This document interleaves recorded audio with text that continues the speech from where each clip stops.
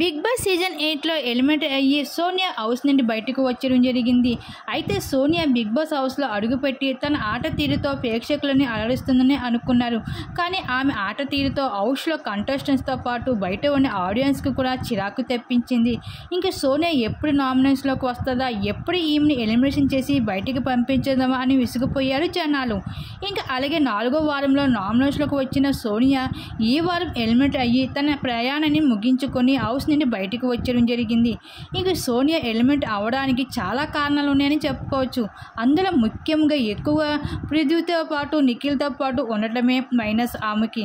ఆమె ఆట ఆడకుండా వాళ్ళిద్దరి పైన ఫోకస్ చేయడంతో జనాలకి ఏమాత్రం కూడా నచ్చలేదు. అంతేకాదు ఇష్టం వచ్చినట్లుగా మీ ఇంట్లో వాళ్ళు మిమ్మల్ని ఇలాగ పెంచారా, మాకంటూ ఫ్యామిలీస్ ఉన్నాయంటూ ఈ విధంగా నోటికొచ్చినట్లుగా మాట్లాడేది సోనియా. ఇంక ఈ విధంగా అయితే తన ప్రవర్తనపై అయితే నెగిటివిటీని బాగా సంపాదించేసుకుంది సోనియా. ఇంక ఈ వారం నామినేషన్కి వచ్చిన సోనియాని జనాలు ఎప్పుడు వస్తారా అని చూసిన జనాలు అయితే తనని ఎలిమినేట్ చేసి బయటికి పంపించడం జరిగింది. అతి తక్కువ ఓటింగ్స్. ఈ విధంగా అయితే బిగ్ బాస్ హౌస్ నుండి బయటికి వచ్చేయడం జరిగింది సోనియా.